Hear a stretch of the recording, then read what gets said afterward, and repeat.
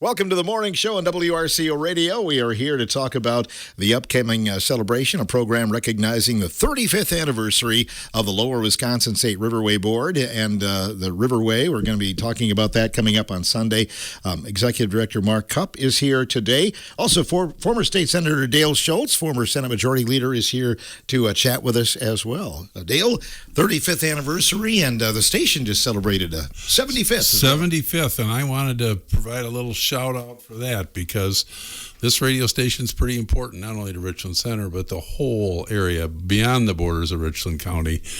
You know, all of you really work very hard. You are appreciated, and it is so vital that we have an institution that links this community together, and that's what you do. And it doesn't matter whether it's a flood or a pumpkin festival, which starts today, or anything else. It's about having a sense of community, and I really congratulate you. And I'm so grateful that I had, a long run of an association and partnership with this radio station starting back in 1982 and continuing for 32 years, and I even still feel a part of it, but it's just a wonderful institution. I'm so glad and grateful, and congratulations. Thank you. Yeah, you made many appearances on the air when you were in the Assembly and then later on with the Senate as well. Well, and sometimes they were unscheduled, like floods. Yes. Exactly right. I'd take the boat across to the old state. I remember that. It was amazing. And Mark, of course, the station goes back to your early days as well, too, doesn't it? Well, yes, I remember growing up listening to WRCO and on the farm with my grandparents on AM radio. And my grandmother loved listening in the mornings, listening to the Chief Tones was one of her favorites, and sure. Running Bear. And I think one of the earliest memories I have was my mother listening down on Main Street, and how much was that doggy in the window? And so I grew up with this radio station, and I dearly love it. Congratulations on 75 years. Thank you. I was just going through some history moments. We were doing some pieces for the station and found some things from 1984. And there was meetings that were being held at that point, and that was the days before the Riverway. But I know they were kind of having some meetings, kind of discussing, what it should be named and all of those things. So that was back 40 years ago when they were first seeing that. And I remember the first time I met Phil Nee was at the WRCO Christmas party, and it was in the mid-'80s. When Elizabeth and I went with Jerry and Betty Mae Cook and the Athanases, and you were the one that got the dance party going. I was a little younger then. Yes, our hair was a different color. Well, some of you have hair. Yeah, well, yeah. If you do reminisce with history a little bit, you've got to make sure you pull out Orly Baker, too, for the crowds, the fans. I haven't found any tapes yet, but we'll keep looking there. But many finally remember him, that's for sure. Yeah, he was an institution. The Boscoville State Bank. Yeah. So, Dale, your relationship with this goes way back. In fact, you and Mark, you were together at the state capitol there. He was working for you back in the day. Yeah, I remember Mark when he was the life of the party and got the dancing going and had big aspirations. And I'm not going to get personal because it's just not fair. But you know what? I always kept telling him, you got to aim higher. You got to aim higher. And you know what? He listened. And I was just shocked the other day when I was thinking about that. He's had a huge impact here on southwestern Wisconsin. When you think about what the Riverways come to mean for everybody, this is the guy who guided it. Dick Krull and I got to be the partners with Tommy Thompson and Spencer Black in negotiating something. But the guy who put it together with the board, and there are a lot of great board members. I'm sure Mark has some reminiscences about them. And I don't want to forget those wonderful folks that were on the local officials advisory board that Dick Krull was his brainchild, but was so critical in putting this together. From Jim Staff to Bob Carey down the river and so many others. Reasonable, thoughtful people with vision. And I remember it was kind of controversial early on, wasn't it, Mark? Oh, yes. I learned a lot fast. I remember going to meetings in Spring Green and Sauk City and other places. It was pretty close to a riot. People were angry, really angry, and they felt like they were being put on. This was their backyard. They'd kept it the way it was, pristine and beautiful. And here was a Madison legislator and a bunch of folks from Madison, the DNR, and the university were going to tell them that they hadn't done a good enough job and it had to be done this way or that way. And, maybe that was necessary to wake people up. But the cool hand of those local officials was really surprising. They listened carefully to people. I won't tell you that the thing passed with no, opponents to the idea, but over the test, it has met the test of time. Over time, more and more people have gotten on board. I remember when people were afraid that their $600 land values were going to plummet. And look at where we are now on the Riverway and the price of land. It's just remarkable. And Mark, you wanted to jump in here, and I've just got so many thoughts about this. I'd talk all day, but just by myself, and that wouldn't be fair. Well, yes. Well, Dale gave me the opportunity.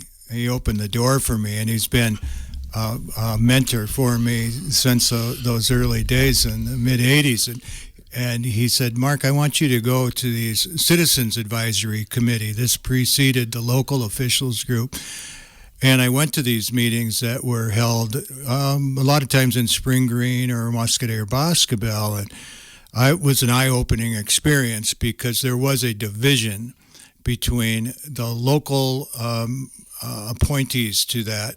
It was a DNR-appointed group, and then those that were from Madison. And I went back to Dale and some of the other legislators from the Valley who were largely Republican and said, this is extremely divisive, and the local people are not happy with what's being proposed. And that's what eventually led to the local officials group, which was really, it was a nonpartisan group that Senator Krull had established. And it was county, town, city, village officials only, not people from Madison at all, or from the university, or from environmental interest groups. That whoever each of those municipalities wanted to appoint, and they got to go through the proposal line by line, page by page, and said, we can live with this, we can't live with that.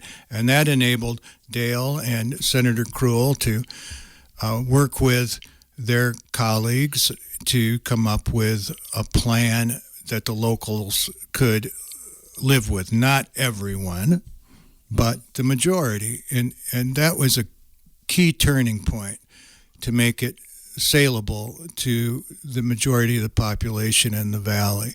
So it took leadership. It took some real gumption on the part of those Republican legislators.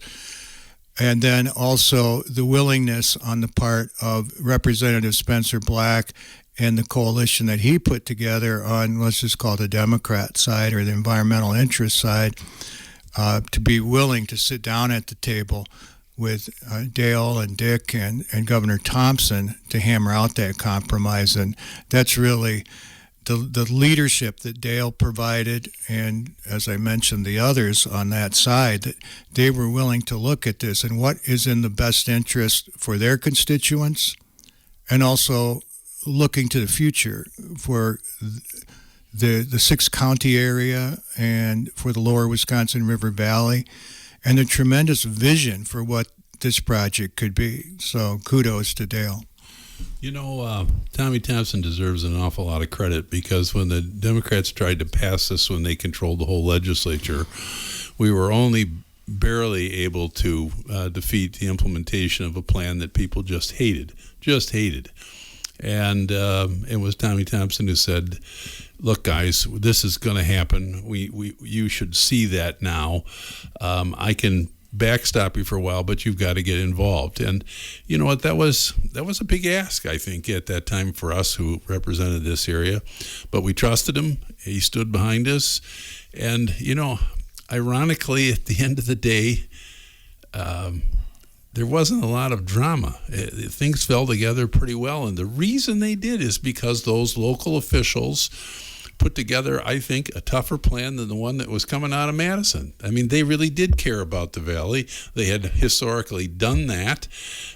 They were willing to get involved and to sell that. They managed to find the real bad parts of the plan and get rid of them. And you know what? Because of their work, it was, I think, easier than a lot of people thought for Spencer Black to say yes. Now, we had a few minor adjustments at the end before the bill passed, but it was really an example of what happens in government when people listen to each other. They don't demonize each other.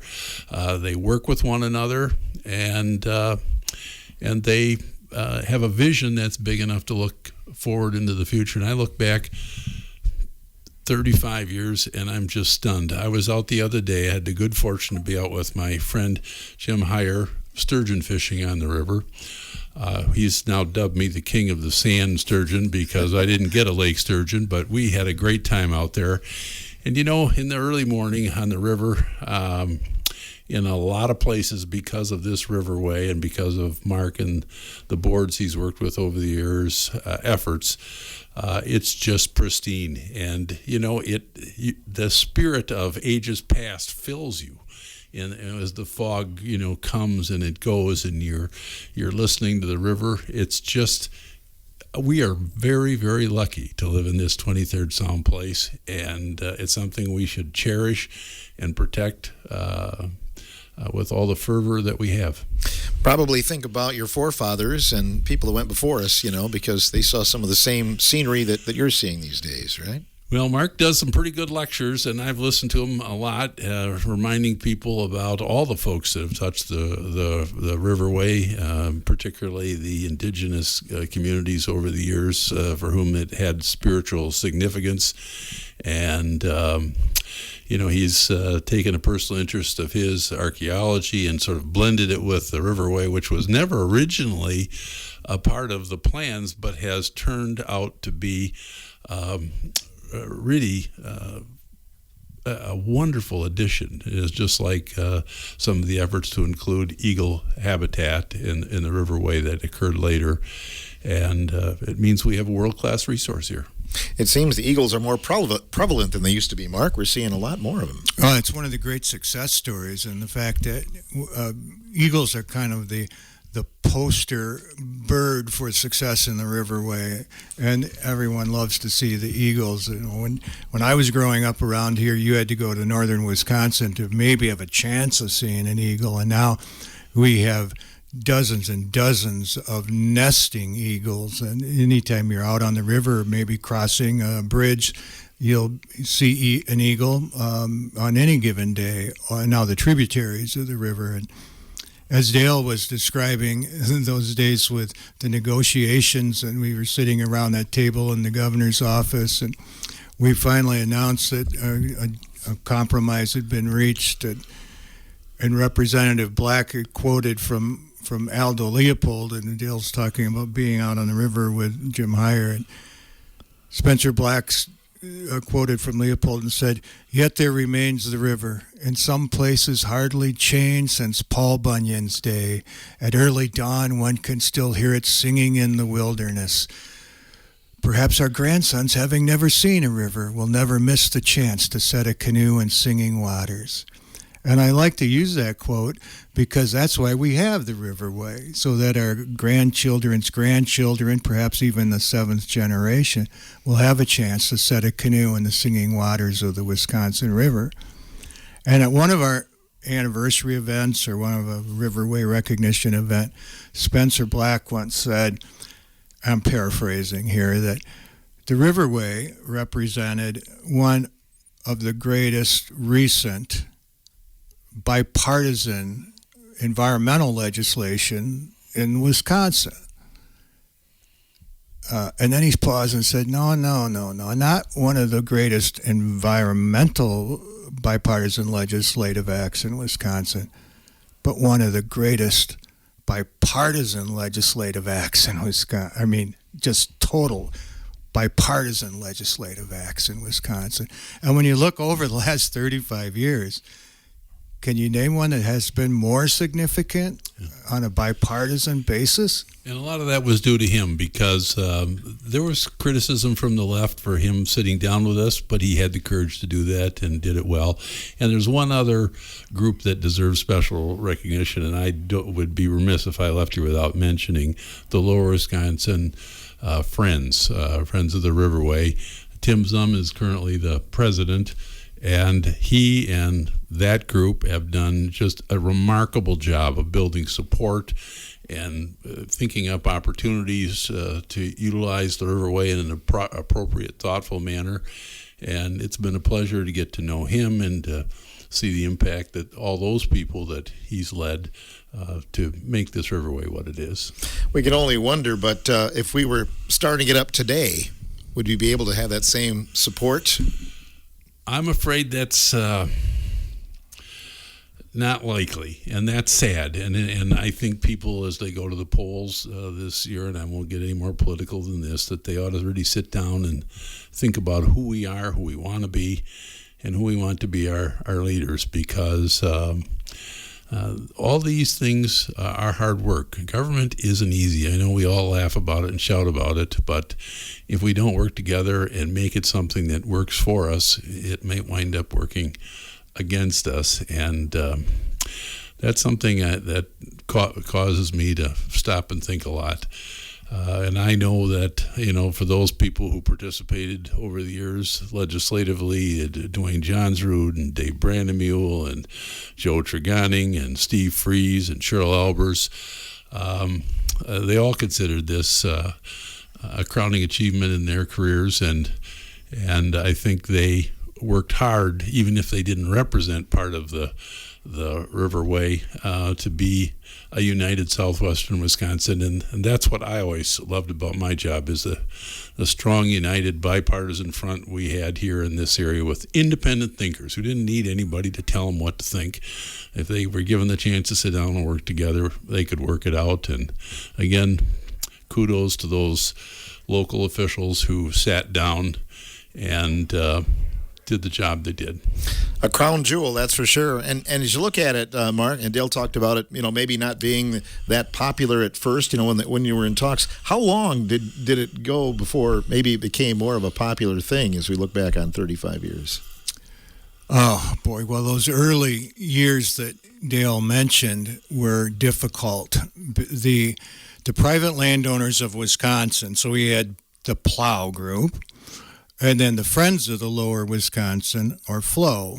You couldn't have those two groups in the same room because there would have been physical altercation could have happened, but certainly there would have been some intense rhetoric flying back and forth. And I considered that the birth of alternative facts from the Plow Group, because there were some letters to the editor that were filled with misinformation. And so I attempted to try to answer some of those letters to the editor with what I considered to be the truth about the Riverway law. And all they did was spawn more letters to the editor with more misinformation. And I could see, well, that strategy is not going to work. That's when I began my own personal campaign to try to reach out and touch every single person, every single landowner. I would go to every invitation that was extended to me and speak about what the Riverway law really was about. Every Lions Club meeting or Rotary Club meeting, every town board meeting, village, Ladies' Aid Society with 3 people. Boy, I'm there, and I'm talking about the Riverway and trying to get the facts in people's hands so that when they would read some of these made-up stories about the Riverway, they'd be able to look at the person askance. And this really came to a head when we celebrated the 5-year anniversary of the Riverway project, which I thought was a milestone that deserved recognition. And we had this at the Muscadet Village Hall. And so we had some of the architects of the law there, Dale and Dick Cruel and Spencer Black and some DNR officials. And the plow group was there. They had about 75 or 80 people there. And just before we started the meeting, they had congregated outside of the village hall, and they were protesting. They're entitled to do that. And they had picket signs that said, "Support the DNR with a rope. DNR, damn near Russia," and all those traditional anti-DNR sayings. And then they carried in a coffin draped in the American flag and did a eulogy to the Constitution. And every time a speaker would get up, they would do a Heil Hitler salute or heckle or try to drown out the speaker. The chief of police at that time called Grant County Sheriff's Department for backup at the Riverway board meeting, which was interesting to say the least. And that got a lot of press. And so people who had kind of been sympathizers to the plow movement said, "Hold it, I didn't sign up for this level of crazy." And I think that was when the plow influence began to ebb and people started looking more carefully. You know, the Riverway really doesn't affect my daily life. And we had shown that the regulations are not onerous. That if you want to do a timber harvest, yes, you have to get a permit, but if you're doing sound forestry management, this really doesn't affect you at all. And it gives you a chance to interact with DNR forestry professionals and gives you a chance for assistance. It doesn't cost you anything. If you're looking to build a house, yeah, you can still build a house. There are certain performance standards that you have to comply with in terms of colorization, and we're here to provide you with that assistance and make sure that you're not trying to build a house where it shouldn't be built in terms of slope and other things. So people recognize that this did not have an impact on their daily lives. And it began to switch over from people who maybe were opposed to it because they didn't have facts to, oh, now I can see why we have this Riverway law in place. So we're now at the point where 35 years later, the Riverway Board and the Riverway Law has become part of the regulatory landscape that's out there. Just like you have to get a zoning permit or a permit for your septic, it's now recognized as part of what you have to do when you're going to go build a house or get a driveway permit or anything else. It takes time, it takes a lot of individual effort, and it also takes time to build that credibility. And I think part of that is the stability that we've had there with me being in the position, and then also my assistant, Marcia Curtis, who's been with the board since 2001. And again, those leadership of those local officials listening. I mean, I think I'll corroborate everything that Mark said, but at the same time, there was some serious listening going on, and there were concessions made to make things more palatable, to make it work easier, to show people that things were working.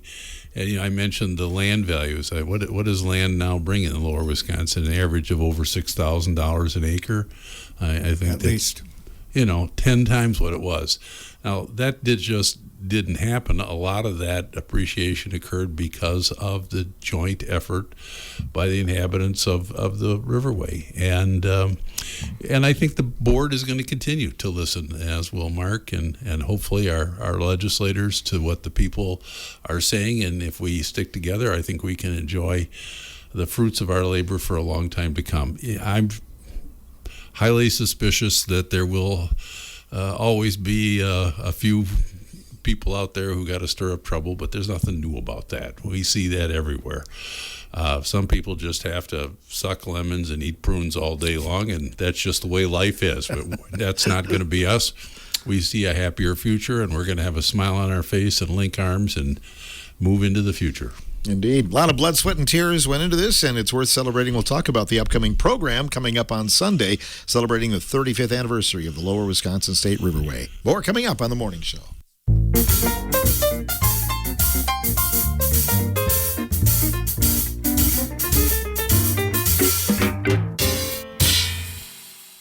We're talking about the Riverway on the morning show today and the 35th anniversary. There is a recognition for the Lower Wisconsin State Riverway. That's coming up on Sunday at Wisconsin Riverside Resort near Spring Green. Executive Director Mark Kump is in the building here. Mark, maybe you can give us some of the basics of this coming up on Sunday. Yes, we're going to be at that beautiful building at the Shiflets Bar and Banquet Hall. Many remember that as Bob's Riverside, just outside of Spring Green. And it started off as just a little bait shop and evolved into a very small little four-stool bar, and then grew from there into being a very iconic place. And then over the years was added on, and eventually Terry and Suzanne Shiflett bought it from their family, and then they were going to renovate it, and their architect said, this is going to be a lot easier if you just rebuild it. So that's in the Riverway. And, of course, then they had to go through the permit process, and they were just wonderful to work with as we explained what the performance standards were. And it's right on the river, beautiful view. And so we worked with Terry and Suzanne on the design elements that were necessary to comply with colorization and screening vegetation. And the glass they used was a type of low reflective glass. And so it turned out so beautifully that they added the banquet hall, and we couldn't be more pleased. It's just that great cooperation between private sector and public sector that epitomizes how the Riverway law was supposed to work. We held the 25th anniversary there, and now here we are, the 35th, and working with the people that own it now that bought it from Terry and Suzanne. It's a few years ago, Tyler and Mackenzie, and we're delighted to work with Sherry Luther, who is still there with them as their banquet director. And we'll be there at 1 o'clock on Sunday, October 27th. Doors open at 12:30. The program will go from 1 to 2, and then we'll have some refreshments and social time following that. Everyone is invited to attend. The program will feature Spencer Black, Dale Schultz, and former Governor Tommy Thompson, the main architects of the laws we've been discussing here today, as well as some other surprises, and I'll have a few words to say as well.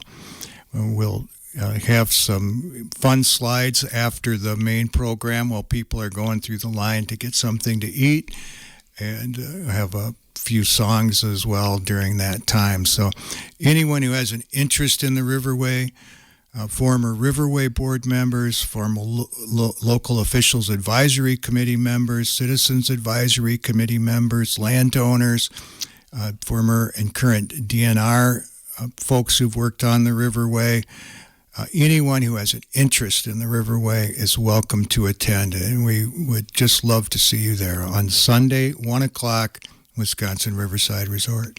Or if you just wore out from the elections and want to celebrate something, come on down. We're not going to get involved in heavy-duty politics. We're there to have a party and celebrate something we can all agree on. I'm thinking you could almost have it outside. The weather's going to be nice again on Sunday. It sounds like 60 and sunny. If nothing else, you could go look at what the river's like in very low water conditions. There's a big sandbar out there right now. I know that. Rachel and I used to ride our horses down there on occasion and take them for a swim. Oh, sure. Take them in the water. Yeah. I'm curious of what is the Riverway playlist for you if you're going to be playing some songs? Yeah. Well, I have to thank former Riverway board chair Don Greenwood, who put together a couple CDs featuring all kinds of river songs. So it's going to have a lot of good songs featuring different river elements in those songs. Yeah, indeed. It seems like it's every milestone is worth celebrating, but you look back on 35 years, Mark, this is quite an accomplishment to recognize. Hear, hear. Oh, yeah, absolutely. I was just thinking, just in the last 5 years, of course, we had to squeeze in COVID in there that really turned things upside down. But still, just in the last 5 years, we've had the designation of the wetlands in the Riverway as wetlands of international importance under what's known as the Ramsar Convention, which is an international designation. And that was led by the Wisconsin Wetlands Association and the Friends of Lower Wisconsin, or FLOW Science Team, the DNR, Riverway Board, and others. It doesn't come with any additional regulatory overhead, but it does indicate that this riverway and this biodiversity that we have is indicative of how important the Riverway is. This 92-mile riparian corridor, 100,000 acres, and these wetlands are such an intrinsic part of that. 8 of the 9 criteria necessary or that are part of that designation are met by the Riverway wetlands, including 2 people that I'm going to mention during my remarks, Mike Hedemark and Arlene Johnson, who have traveled all over the world doing conservation work, who live in the town of Clyde, Iowa County, which is kind of Lone Rock, Spring Green area. And they, as private landowners, are participating in this Ramsar designation. So that's just one of the things that has occurred in the Riverway in those last 5 years. That's a big feather in the Riverway cap. Last year, we had that incredible dry period in the middle of summer. We were setting record low flow, and it's hard to do that when we now have all of these dams up and down the river which are controlled by federal licensing. And during that time, there were mussels getting stranded on low flow, and Gene Unmuth, who's a retired DNR person, was walking the shoreline, and she was just kind of looking for artifacts and things below the Prairie du Sac Dam, and she saw all of these mussels stranded. And I was talking to her just randomly, and she mentioned this, and I thought, oh, here's an opportunity for the FLOW volunteers to get activated and save mussels, because she was telling me about picking up mussels and throwing them in the water. So that led to Lacey Kitchell, who's the DNR mussel expert, getting involved, and then Ellen Voss from the River Alliance of Wisconsin. And next thing you know, all these volunteers are coming out from everywhere, and we're saving hundreds and then thousands of mussels. And now we have established a network that can be called or emailed, of course, if this happens again, and we're almost on the verge of it now, to rescue all these mussels that are so important for filtering algae and things out of the water. That was another incredible effort that got a lot of media attention and helped educate youth about these little clams in the river that people don't ever think about. And we have so many of these that are endangered and threatened and species of special concern. We've also then developed these trails that are coming along. Down at Boscobel, the Wisconsin River Trail Organization is working to develop trails that they hope to eventually go all the way to Woodman and perhaps further than that. The Driftless Area Land Conservancy working to establish trails on public and private lands. And we just had the one that we talked before we were on the air at Taliesin, and the Frank Lloyd Wright Foundation working to establish a new trail at Phoebe Point and the Welsh Hills that are within the Riverway boundary. Another great addition. We're working on the Sauk City Railroad Bridge that will now become a recreational bridge for snowmobiles, bicycles, and pedestrians.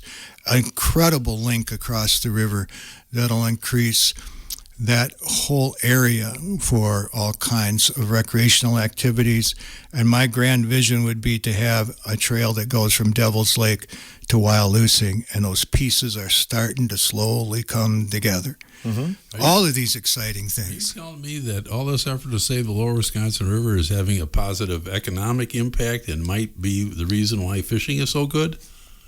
Well, I think there was a lot of good things came out of that Wisconsin Act in 31 in 1989, Dale. Yeah. Well, I was on Lake Wisconsin this past week doing a little fishing with my friend Wally Banfi, who's the assistant manager at the sporting goods store in Sauk, and we were admiring the scenery and saying just what a wonderful day it was. It's just remarkable, absolutely remarkable resource. Could you talk a little bit about the perception and the success of the project, the Riverway Board, through the years, Dale? Well, I oftentimes compare it with the high school here in Richland Center. You remember how controversial that was for, 100 years? You can't hardly find anybody who is against building that high school now because they've enjoyed it, their kids have enjoyed it, and it's been such an integral part of who we are in our community. I think that's kind of happened to the Lower Wisconsin Riverway, and that's not to say that the people who had frustrations with the high school were all wrong. I mean, a lot of the reason it finally passed was a lot of their wishes were listened to and implemented. And I think the same thing is true of the Lower Wisconsin Riverway. Yeah, there's some negative parts that we all remember that we survived, but I think the larger and more important thing to remember is, hey, we came together, we did something that's great, and we should all be proud of it. And to me, that's a success that's worth celebrating. And I think there aren't many people left in the Lower Wisconsin Riverway area complaining. Some people just sort of laugh about it, and we appreciate what we have created together. And again. The work that Mark has done has been nothing short of remarkable, and I think history will treat him personally very, very well. Maybe a statue. How about that someday? Well, we don't need to go that far. I don't think so, no. It's not about really... But he does cut a handsome pose, doesn't he? Yes, he does. Very much so. Maybe if the Lone Rock still existed, maybe it would have been a good place for a bust of Mark, but since they blew it up to make road gravel out of it, I guess you're out of luck, Mark. Well, that's okay. It's not about the personal accolades anyway, but I appreciate the kind words. You do have a new bridge at Lone Rock as well. Well, I was going to mention that too. One of the real accomplishments that we can look toward is the fact that we didn't plan on this either, Dale, as we've come up with this way to have aesthetic treatments on bridges. It's a bridge over the river. What can you do? Well, just with creativity and working with DOT design engineers, we started with the Highway 14 bridge and the colorization and certain aesthetic treatments. And that has evolved now with Highway 23 and now with the new Lone Rock Bridge, the Highway 130 bridge. It's turned out to be such a beautiful bridge. It's hard to see that old steel bridge come down. Many people are like, "Whew, thank you." Other people are like, "Oh, I love that bridge." But, that bridge was costing more and more just in maintenance. And so now we have this, what I perceive as a very beautiful new bridge, safe. We got rid of that terrible rock wall at the south end of it. So that's another major accomplishment. We'll be working on finally getting Gotham to Muscadet on Highway 60. That's going to be a major change, but Riverway Board has been involved in that really my entire career with the Riverway Board. And then County Highway T Bridge between Blue River and Port Andrew. So some of those projects, County Highway C between 14 and 23 in Iowa County across from Spring Green, all these projects we're involved with, not to be blocking these projects, but just to be making sure they take into consideration the aesthetic components of the bridge of the road projects as viewed from the river. I remember when it was really controversial when we were talking about changing the color of the bridge in Spring Green. People said, "What are you doing that for? That's a waste of money." Well, it was a beginning, and I think Mark is aptly describing a process that's taken a lot of years. It's going to continue into the future, and it's going to, I think, ultimately give us an American Rhine River with so much to see on the Riverway as you go down it, and it's going to make our environment safer and our businesses more productive, more profitable. And I just think that's just terrific. I remember when we worked with Sauk and Prairie on what the future of the Riverway could be behind their businesses and in developing a park there. And you go there now for Eagle Days, and it is just spectacular. It's the kind of thing you'd see on the Riviera. And the businesses opened themselves back up to the river, which was the beginning of the communities that we have here in southwestern Wisconsin. And it's just really a delight to go there and see that. And again, it's a result of enlightened local officials, enlightened folks in Madison and the federal government who are willing to work with us, and the skill of people like Mark and others who get everybody singing out of the same hymnal. Mark, we celebrate 35, but I know you're always a forward thinker here. We look ahead. What do you see as the future? We're looking down the road here a little bit. Well, we're constantly talking about river safety for recreational users, and we had not had a drowning on the river for a few years. Flow has been very important in having the kids don't float kiosk put in most boat landings and maintaining those with free loaner life jackets for everyone. And so because of that recent drowning, who was a person of Hispanic descent who worked at Cardinal Glass, we now have a new partnership that's being established with Cardinal Glass funding much of this. It's still in its infancy. Randy Manning from Spring Green Lions Club is working with me because of my affiliation with Avoca Blue River Muscadet Lions and other Lions Club to establish some initially bilingual signage at access points, and then hopefully we'll expand that into other multilingual safety messaging, and then also working with Cardinal employees on some orientation about river safety. So that's something we constantly are preaching. I do a weekly video report, and I'm always walk upstream on the sandbar, look for drop-offs, wear your life jacket, those kind of messages, and then to try to get that out in at least a bilingual basis for Spanish-speaking users of the Riverway. We're also going to continue to do our Voyager canoe trips as long as I'm physically able to get out there and do that. We're going to be having my second knee replacement coming up next month, and the first one went well, so I'm hoping to continue to do that. Continuing to work with our archaeological trips and the mounds tours and other things, and I've just started working with a new group called the Cross Currents Heritage Center. I believe you had I did. Ben Moffitt here, and we had our soft opening. I'm the president of the Friends of Cross Currents Heritage Center. In October, we had 3 events at Tipisaki, just west of Port Andrew.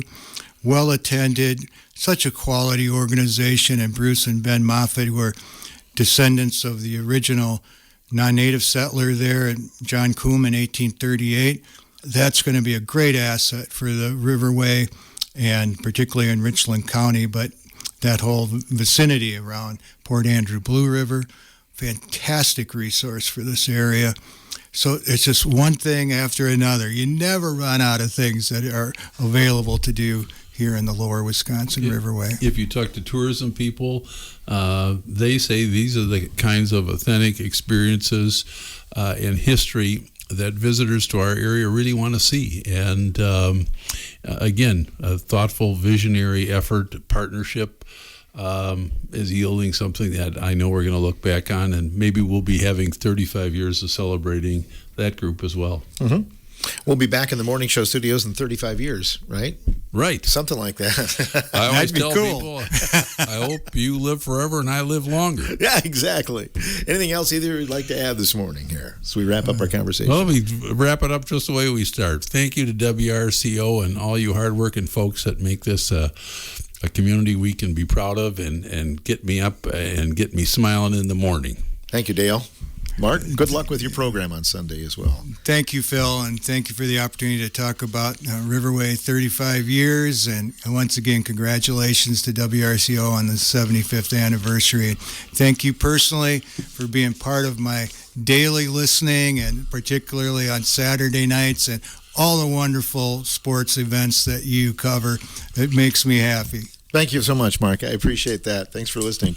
1 o'clock on Sunday at Wisconsin Riverside Resort. Everybody is welcome. And for more information, you can contact Mark Cupp at 608-739-3188.